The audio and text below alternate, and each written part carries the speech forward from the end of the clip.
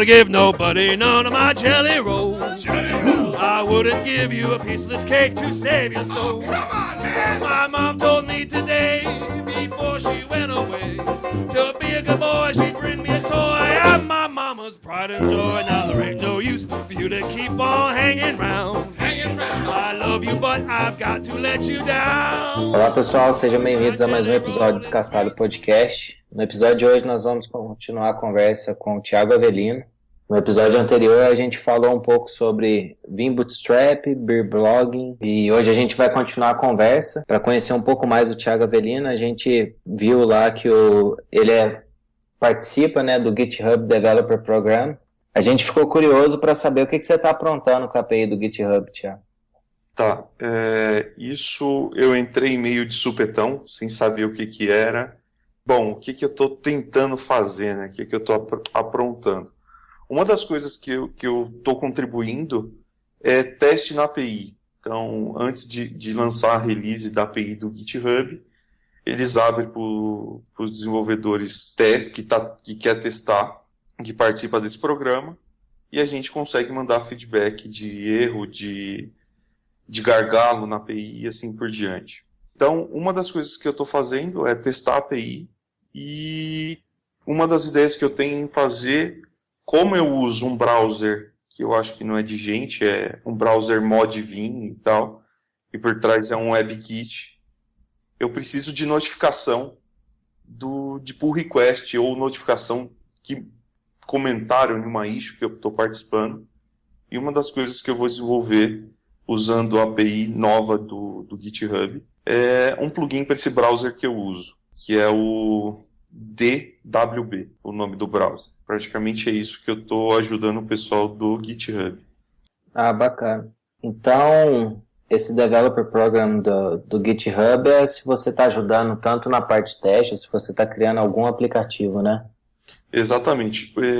Se você quer participar de tudo que o GitHub abre aí para os desenvolvedores, coisas novas, API, tudo que o GitHub tenta trazer de novo aí, antes de abrir para o público, ele lança dentro desse programa para o pessoal brincar, testar e tal. Ultimamente eu não estou brincando tanto, né, por causa de tempo, mas logo que eu entrei no programa eu ajudei bastante em teste da API. Cara, eu tinha dado uma olhada antes da gente começar o episódio, e uma coisa que eu notei é que tem alguns critérios. Não parece assim que qualquer pessoa que pode virar membro desse Developer Program. Então, dentre os critérios que eu vi lá é que você tem que estar desenvolvendo algo que de uma certa forma interage com o GitHub. Então, eu imagino qualquer coisa que você está desenvolvendo que está chamando a API dele e usando a API do GitHub para poder buscar algum dado, alguma coisa assim. Então, esse é um critério. Segundo critério, que você tem que ter uma conta paga. Sim. Então, quer dizer, não é qualquer um que pode participar, então. Você tem que preencher esses critérios. Você tem que se encaixar dentro desses critérios, né? Antigamente não tinha necessidade de ter conta paga, era para qualquer um, mas há 2 meses atrás eles mudaram só para conta paga. Então, hoje eu não tenho conta paga, mas eu faço parte do programa. Bom, quando eu entrei e comecei a ler sobre, né, o que era exatamente, eu tenho um software chamado OpenMine, que é um software de BI, só que ele tem um esquema de autenticação via rede social. Então eu consigo autenticar no Google Account, no Twitter, Facebook e GitHub. Então exatamente por isso que um dos softwares que eu comecei a brincar foi esse. Bem, você mencionou o OpenMine aí. Então eu também dei uma investigadinha, dei uma olhadinha. Vou tentar definir aqui e você me corrige para ver se eu falei alguma abobrinha, tá? Ainda mais porque termo em português não é meu forte muito não, mas vamos lá. O OpenMining, a definição que eu vi, porque o site está em inglês, é um software de business intelligence, que em português seria inteligência empresarial, para a criação de cubos OLAP multidimensionais, que usa alguns aplicativos, alguns módulos de Python como o NumPy, o SciPy, o Pandas e outros, que parece então que é para poder pegar dados e gerar relatórios usando esses dados. É mais ou menos isso? A proposta é exatamente isso. A grosso modo, a gente quer ser um concorrente do Pentaho. Eu sei que é difícil a gente falar isso, a gente vai demorar alguns anos para estar ali no pé do Pentaho, mas essa é a ideia que a gente tem. A gente conseguir trabalhar com cubos OLAP de uma forma mais agradável. E uma das propostas que eu quis fazer o OpenMine em Python é porque hoje no mercado só existe software de BI em Java. Por que só Java? Porque tem empresa colocando dinheiro. Eu também consigo empresa para colocar dinheiro em um software Python. Então, essa que foi a iniciativa de começar o OpenMine. Tá, então o Open Mining, ele é o seu negócio principal, é a sua fonte de renda? Mais ou menos. Hoje a gente... como começou o OpenMine? Eu acho bacana comentar isso, né? Eu trabalhei muito tempo com CMS e eu cansei. Eu preciso procurar outra coisa para fazer, que desenvolver portal chegou no meu limite. E eu entrei numa empresa para entender como funcionava Pentaho, para implementar Pentaho dentro daquela empresa. Só que a ideia era o quê? Eu entender como funcionava Pentaho e passar para um cara que já conhecia o banco de dados, conhecia SQL, para criar os cubos, criar os relatórios para a diretoria e assim por diante. Bom, passei 2 meses estudando Pentaho e não basta conhecer só SQL para você operar o Pentaho, né? Uma que o Pentaho é uma suíte de software, não é um software que você instala e está tudo bonitinho. Então você instala o pedaço que você quer do Pentaho. Começou aí a minha dor de cabeça, né? Porque eu não sabia disso e para mim era o software Pentaho, não a suíte de software Pentaho. Bom, beleza. Depois de um mês eu consegui subir aquele negócio todo, consegui entender o workflow de trabalho dele e cheguei para o diretor dessa empresa e comentei. Falou, cara, não vai rolar o seu funcionário tocar só com manjando SQL.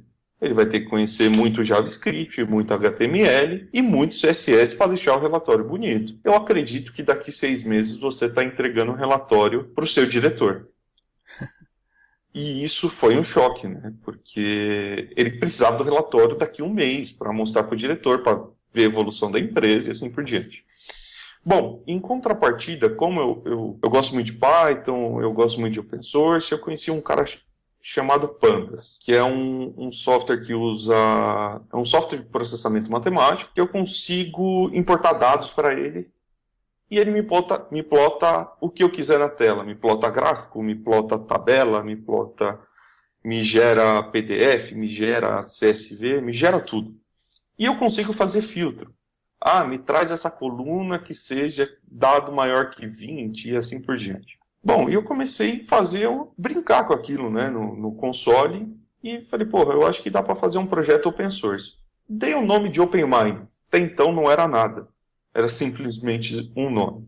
E eu peguei a base de teste dessa empresa, importei para dentro do Panda e no console eu consegui brincar, cara. Consegui fazer o que eu fiquei 1 mês estudando no Pentaho como fazer.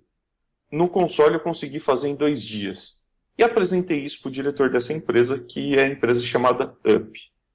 É uma empresa de cosmético aqui em São Paulo. Bom, o diretor achou legal e falou, cara, toca essa ideia e esquece o Pentaho. Então eu passei 6 meses escrevendo o OpenMine e ele chegou onde está hoje. Hoje ele não é um software de BI. A ideia é a gente chegar a ser um software de BI realmente. Hoje ele é um report manager. Então você consegue importar um banco de dados para dentro dele e gerar relatório. Ponto. Eu não tenho algoritmo de progressão, regressão, eu não tenho nada disso ainda. Então, mas a ideia é a gente ser um software de BI. Assim que nasceu o OpenMine. E esse código, ele existe em algum GitHub? Ele é open source ou isso é uma coisa privada? Tá, o OpenMine é um software open source com licença MIT, que é uma das licenças que eu mais gosto, assim, pessoalmente, que você pode fazer o que você quiser. Porque eu vejo assim, código qualquer um escreve. O que eu escrevo, você escreve também. Então, não tem motivo de eu esconder meu código. Ele é um software open source e está no meu repositório. Eu acho que depois você coloca o link aí na descrição do blog, do post, né? Isso, eu adiciono no show notes. Bacana. Cara, você falou umas duas coisas aí que eu fiquei assim impressionado. Número 1. Quando você começou então a mexer com esse pentarro, você falou pra mim que demorou 1 mês pra você aprender ele todo. O suficiente. Sim. 1 mês, cara, é assim, é uma coisa muito surpreendente, porque você teve que aprender um monte de coisas, de uma certa forma, talvez fazendo até um pouco de reverse engineering, né? Porque você tem que aprender todas as coisas, assim, mas em 1 mês, pô, isso é impressionante, cara. Eu acho isso, assim, super impressionante, que demorou só 1 mês pra você pegar toda a informação pra chegar pro diretor da companhia e falar, olha, o negócio é o seguinte, não vai dar. É super impressionante isso. Foi exatamente 1 mês de imersão dentro do pentarro, cara. O que você me perguntar hoje de documentação do pentarro, eu não sei. Mas na época que você me perguntasse, eu te falava a página que tá. Nessa empresa eu não poderia trabalhar remoto, então eu passei 6 meses trabalhando dentro do escritório deles. Dentro do carro, da minha casa até a empresa, era no 4G, vendo todos os vídeos de pentarro do YouTube.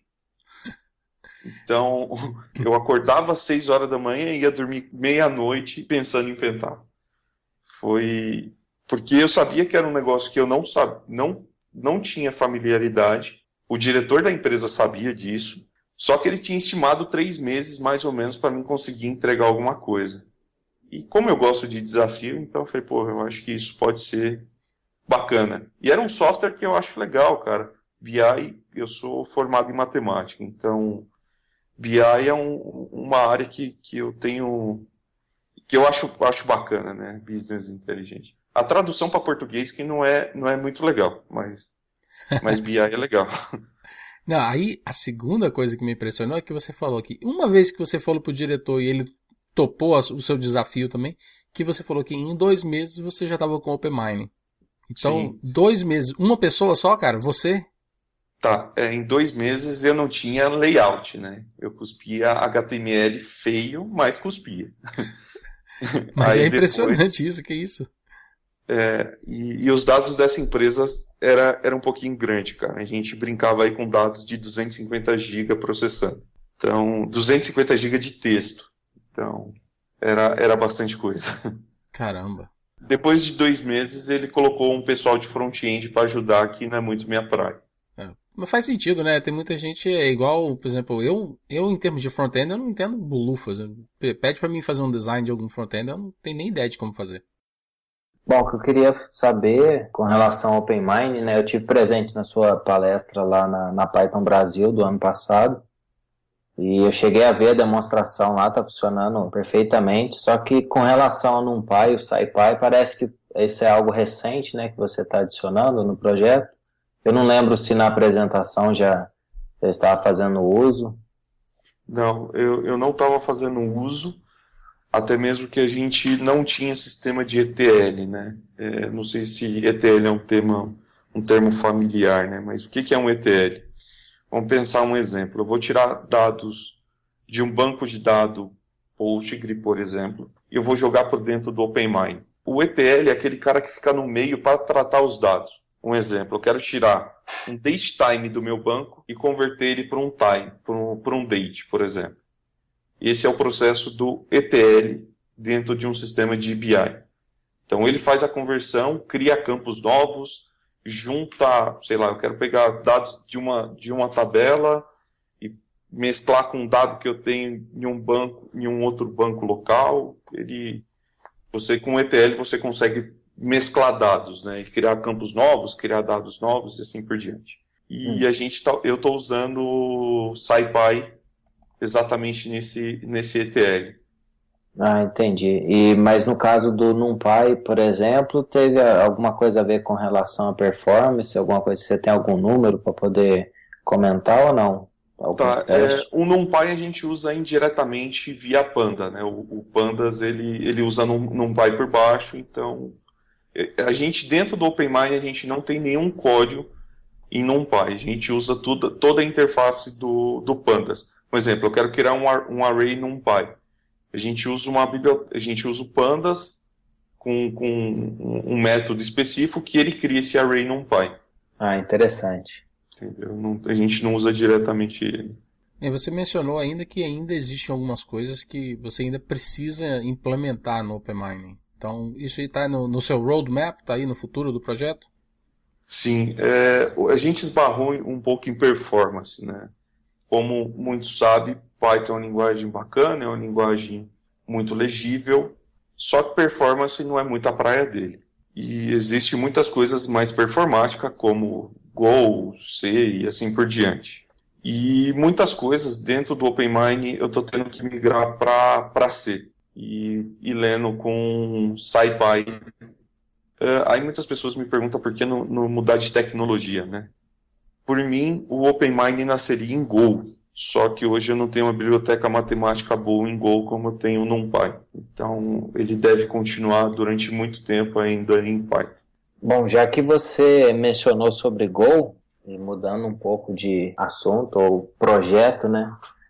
A ida minha a Python Brasil e alguns encontros de Python fez descobrir que você possui o Samba Pornô, que é um projeto que primeiramente foi feito em Python e agora ele é escrito em Go. E já que você citou no assunto performance, né? Eu imagino que a mudança tenha sido para algo relacionado à performance.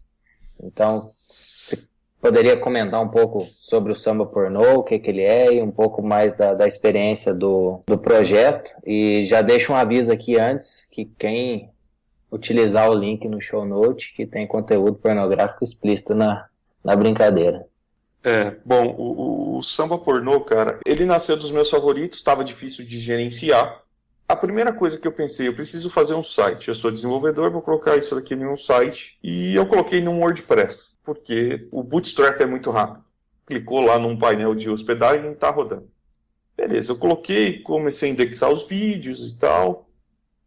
Isso, eu só indexava link, clicava e ia para o site de destino, exatamente como é hoje.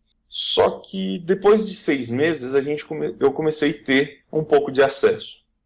E com isso, uma máquina já não servia, coloquei outra máquina não dava conta, coloquei outra máquina. No final eu estava com 4 máquinas. Eu falei, cara, eu estou fazendo isso errado. Eu sou programador, por que eu estou fazendo isso? Vamos melhorar o processo. Reescrevi o sisteminha usando Django e beleza, de 4 máquinas eu fui para 2, sobrando memória na máquina, processamento, e quando eu fui ver eu estava com 6 máquinas de novo. Falei, cara, de novo eu estou errando, né? Preciso pensar em alguma coisa para melhorar esse processo.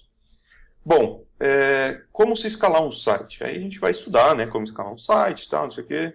Não existe nada mais rápido que processar HTML para HTTP. Eu falei, cara, por que eu não escrevo um gerador de HTML usando a base de dados que eu tenho? Eu processo em back-end, ninguém vai ver, e o cara só vai consumir HTML via Nginx. Bom, escrevi isso em Python e nisso eu já estava tendo uns picos de acesso um pouco violentos, assim. Então, ele demorava no final 8 horas para gerar o site inteiro. Eu consumo muitos sites. O que é o Samba Pornô, né? Ele é um crawler gigante de conteúdo adulto. Então, eu faço crawler de vários sites, pego metadados de informação, tenho uma inteligência para categorizar aquele link que está vindo. Se é um conteúdo de blowjobs, enfim, o conteúdo que é. E com isso, eu faço a categorização e depois eu gerava o HTML. Com Python eu estava levando 8 horas. Só que mais conteúdo iria chegar, consequentemente ia ficar mais lento e assim ia acontecer, né? Bom, como eu conhecia Go, gostava muito de Go por ser compilado, ele não é orientado a objeto, é um negócio que me chama bastante atenção, o jeito que Go funciona.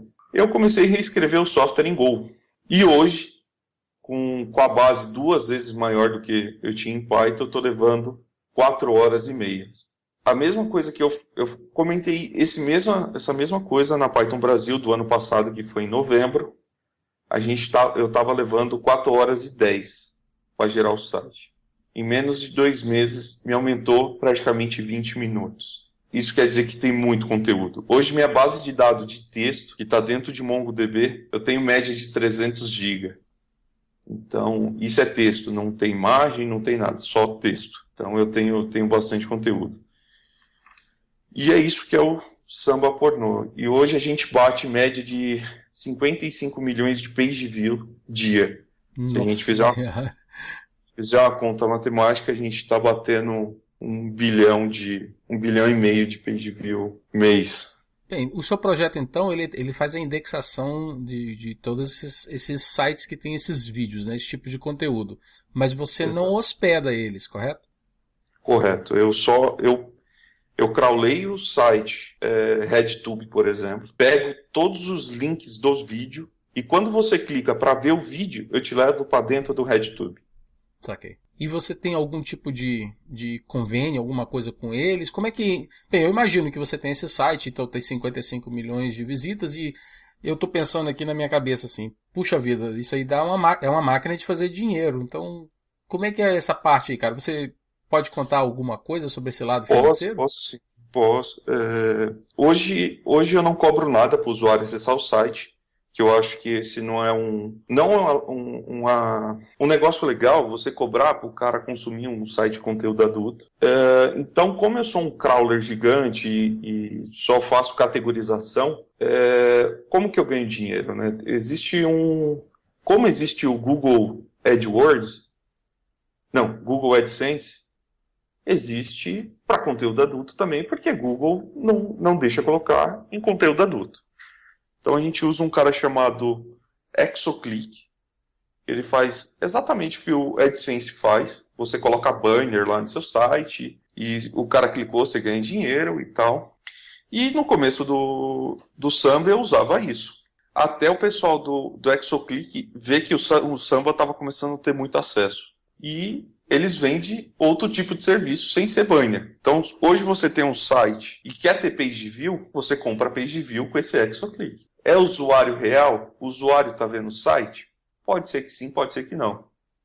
Mas ele está te entregando o que você comprou, page view. Então você consegue comprar page view, ir lá no seu anunciante e falar, eu tenho isso aqui de page view, cara. E você vendeu o anúncio no seu site. Quando o pessoal do Exoclick viu que tinha muito acesso, ele ofereceu esse plano diferenciado para mim. Que antigamente eu mandava para uma URL do Exoclick. O Exoclick mostrava uma página em branco, cheia de iframe, gerando page view para vários sites, e depois mandava para o destino, que é o blog, que é o site da onde você quer ver o vídeo. Então, exatamente assim que a gente ganha dinheiro. Hoje eu não mando mais para o Exoclick, até mesmo que 20% da renda está sendo de venda própria. Hoje a minha ideia é tirar o Exoclick aí do meio da jogada, aí eu consegui vender esses page view. Mas o Exoclick ainda faz parte da renda do Samba. E o dinheiro já dá para aposentar ou ainda não chegou nesse ponto? Cara, deu para comprar 2 apartamentos. Tá bom, então.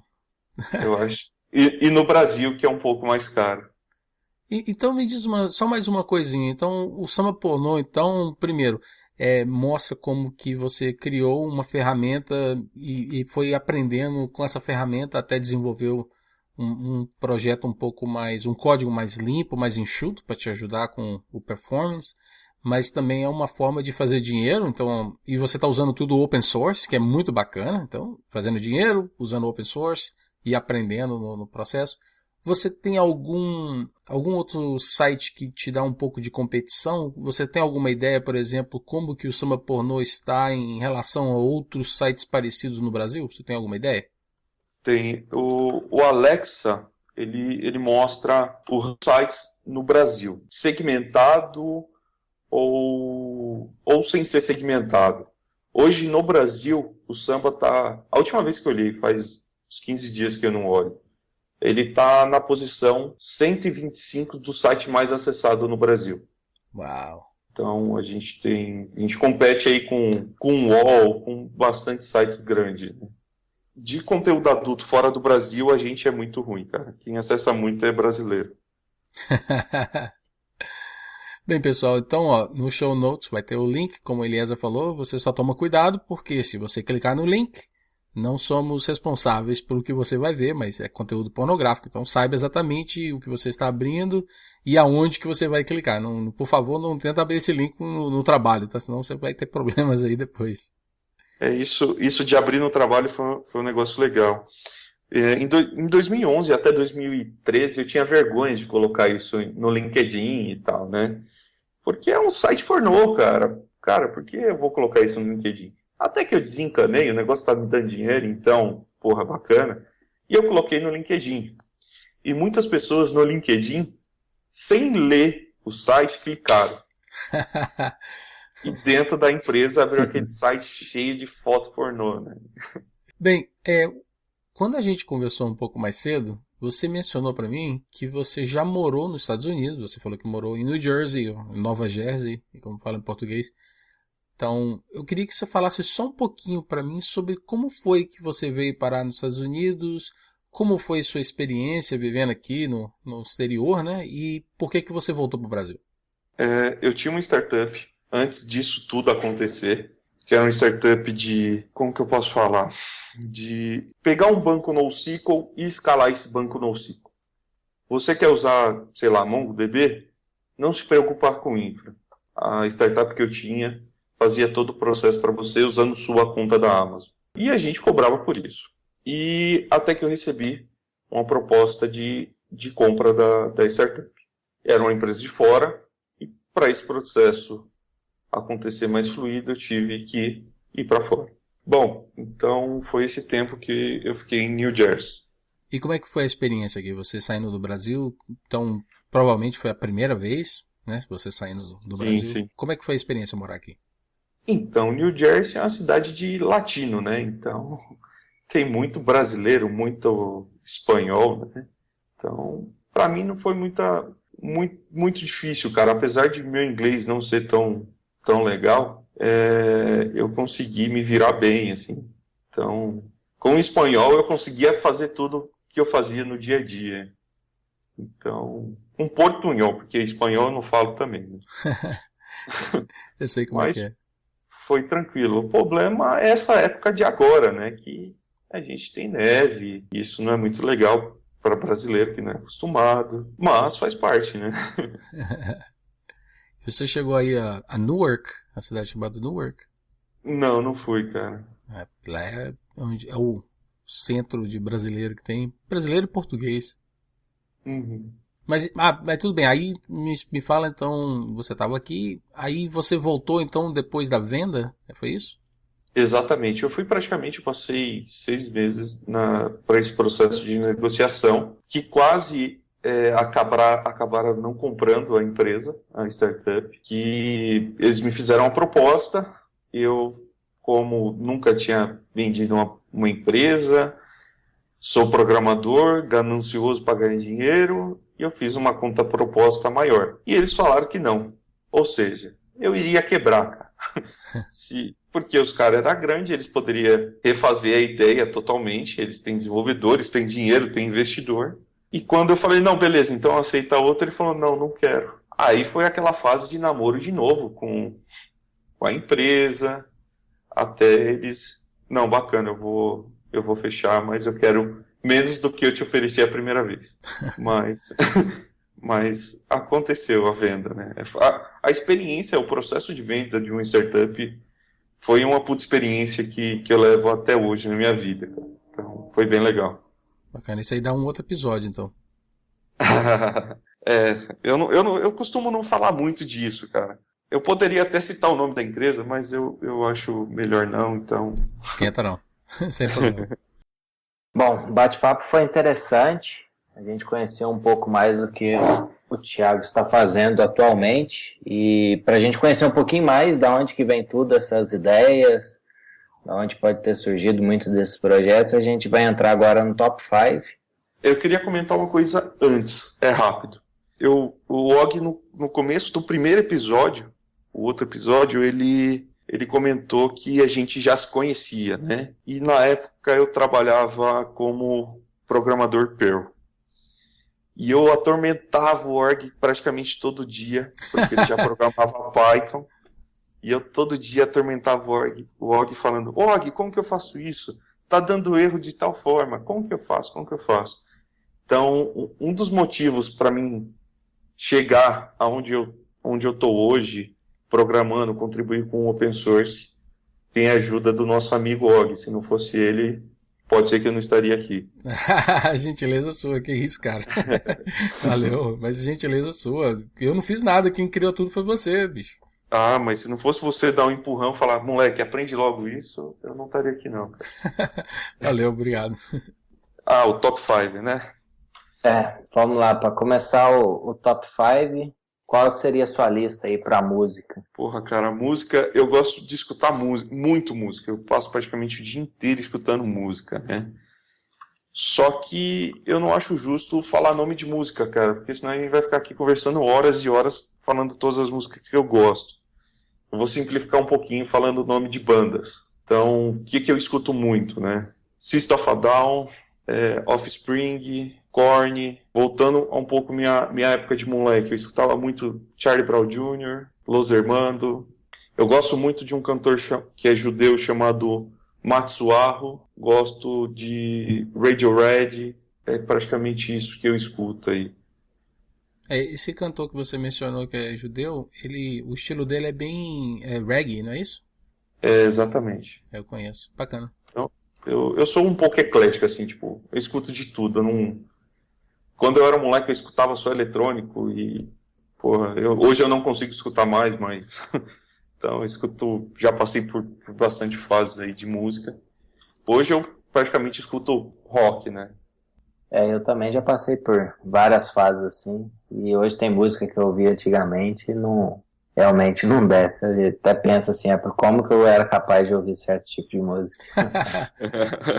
Isso acontece com todo mundo, cara. Bom, continuando, né, pra gente conhecer um pouquinho mais aí, em termos de filme, continua sendo eclético no filme, gosta mais desses filmes mais conhecidos? Qual seria a sua lista de filmes? Tá, eu gosto de filme de geek, cara, de nerd, digamos assim. Bom, eu não poderia começar o meu top 5 de filmes sem falar no De Volta para o Futuro, né? Quando eu era moleque e assisti a primeira vez, eu falei, cara, eu quero um carro desse. Então, De Volta para o Futuro seria, tipo, que eu recordo muito, assim, da minha infância. Caça-Fantasmas, cara, tipo, eu gostava muito quando era moleque. Eu acho que é um filme, pra época, né, era um filme bem legal. Matrix foi um divisor de águas, né. Então, pro ano 2000, a qualidade do filme foi muito boa. Star Wars é fantástico. Os Vingadores foi um filme bem legal que eu assisti. Eu não vou muito em cinema, mas esse foi bem legal que eu assisti no cinema. Homem de Ferro é um filme bem maneiro. E Tron também foi um filme legal. Sobre o Star Wars que você mencionou, você fala os primeiros ou os últimos? Os mais recentes? Os primeiros. Ah, ok. Bacana. Eu também, em termos de filme, eu costumo assistir ou mais do lado nerd, assim, ou então alguma coisa mais conhecida. Eu não costumo ter muito hábito de filmes, assim, não. Outra coisa que até já pegaram no meu pé para eu começar é a ler. Quem será, né? Isso ainda vou fazer, até um negócio que eu tenho vontade, eu tenho alguns livros aqui para eu ler, e eu gostaria de saber, Thiago, qual seria a sua lista aí de livros? Você tem costume de ler alguma coisa? Sim, bastante. Bom, eu não posso começar sem falar do Guia dos Mochileiros da Galáxia, né? Isso é muito legal. Operação Cavalo de Troia, eu acho um puta livro legal. Um livro que, porra, me ajudou muito e fez eu vender startup que eu tinha, Lean Startup. Foi um livro que eu comecei a ver que eu estava fazendo tudo errado. Não que eu fazer do jeito que eles falam, eu vou vender uma empresa ou vou fazer ela crescer. Mas ajuda bastante pensar pequeno. Um pouco mais técnico, né? Refactoring to Patterns. É um livro que o Martin Fowler ajudou a escrever. Praticamente todos os livros do Martin Fowler. É muito bom, cara. Viagem ao Centro da Terra. Também é muito legal. Eu li um livro, foi um dos primeiros livros que eu li e eu falei, nossa, esse livro é muito bom. É o Monge e o Executivo. É um livro meio que autoajuda, mas Mas eu achei bem legal o livro. Acho que seria esses. Bom, apesar de não ter muito hábito de leitura, esse O Monge Executivo foi um livro que eu li, eu achei muito interessante também. E parece que agora tem a segunda, não sei se é edição ou como é que é o retorno ao local lá onde eles se reuniam. Então, é outro que eu tô querendo ler, vou ver se esse, talvez o meu hábito de leitura comece aí. Deixa eu só fazer uma perguntinha, então, para aproveitar o gancho aí que você falou de livro. Se eu não me engano, foi no primeiro episódio, você mencionou que você usava o Vim, está usando o Vim, para escrever um livro. Então, Sim. qual é a história do livro, cara? Como a gente conversou aí bastante, eu contribuo bastante com o projeto open source, né? Então, eu contribuí um tempo aí com o projeto do Django, o core do Django, e hoje o projeto que eu mais contribuo, tirando o OpenMine e os outros que a gente conversou, que também é um projeto ativo que eu contribuo, é o framework chamado Borrow, que o logo é uma garrafa, né? É um framework minimalista Python. E não existe nenhum livro dele, cara. Hoje, de framework minimalista Python, se fala muito de Flask, tem muitos livros de Flask muito bom. E eu comecei a escrever um livro de Borrow. Então, o Defnu, que é o cara que está na frente do Borrow, eu perguntei se ele iria escrever um livro, ele falou que não. Eu falei, porra, então eu vou vestir essa veste aí de escrever um livro e vou começar a escrever. Ainda não tem nada aberto, mas eu não vou editar, não vou publicar em nenhuma editora. Eu vou fazer o livro aberto no Leanpub. Já estou fazendo, só não está aberto para o pessoal comprar. Por que não fazer em nenhuma editora? Eu não quero ter cobrança. Então, eu não quero ter timeline para escrever. Eu quero escrever sem ninguém me cobrar. Porque eu não estou fazendo isso para viver desse livro, né? Uhum. Então, é esse livro que eu estou escrevendo. O título do livro é Borrow Framework para Arquiteto. E é isso. Praticamente eu tô falando tudo que o Borrow faz, como que faz. É um livro de Borrow, só que mais pegada na linha de arquiteto de software mesmo. Legal. Muito bom isso aí. E o fato que você vai ser, então, o primeiro a publicar um livro, poxa, isso é uma coisa fantástica, cara, botar lá no seu LinkedIn depois, então, isso aí é chamativo pra caramba, hein? Vai ser legal. Até o Defnu, que é o cara que está na frente, ele passou todos os direitos de uso de imagem, do logo e tal, então... Uau! Então tá bem legal. Bom, bacana. Quando o livro estiver pronto, avisa a gente aí, quem sabe a gente marca mais um episódio para poder comentar sobre o livro e falar um pouco mais sobre o Borrow. Bom, agradeço, Thiago, a sua participação aqui com a gente, foi bastante interessante, a gente conseguiu aí 2 episódios batendo um papo muito bacana. E eu gostaria de agradecer o pessoal que tem ido ao site, tem comentado. A gente recebeu uma indicação do Ricardo Wellington. A gente já conseguiu conversar com a pessoa indicada. Não vou mencionar aqui para não estragar a surpresa. Mas em breve a gente vai conseguir trazer essa pessoa para estar conversando com a gente. E deixar mais uma vez o convite para que, se você tem algum comentário, alguma sugestão, ou mesmo indicação de alguém para estar participando do podcast, a gente agradece muito e vai fazer o possível para estar trazendo essa pessoa para conversar aqui com a gente. Bom, espero que vocês tenham gostado. Até o próximo episódio. Até mais. Falou. Come on!